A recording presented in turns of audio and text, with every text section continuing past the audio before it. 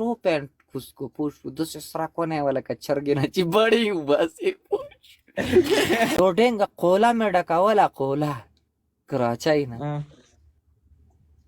پوه شو او هغه جاز والا ته مې وویل مان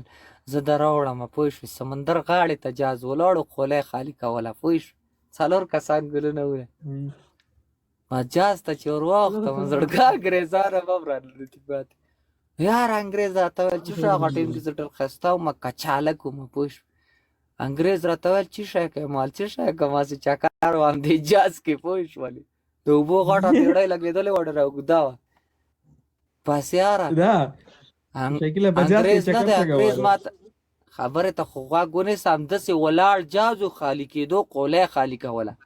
پوه شوې څه روان خو نه و د اوبو جاز او ما ګاډه ډکو بس یاره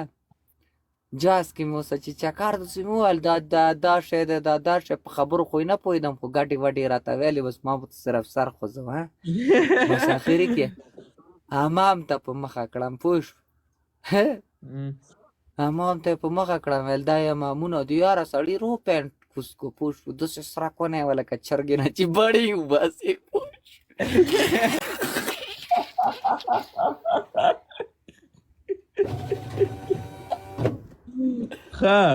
یا الله نو بس په هغه ټیم کې ویل یا الله صبر راکړې ربه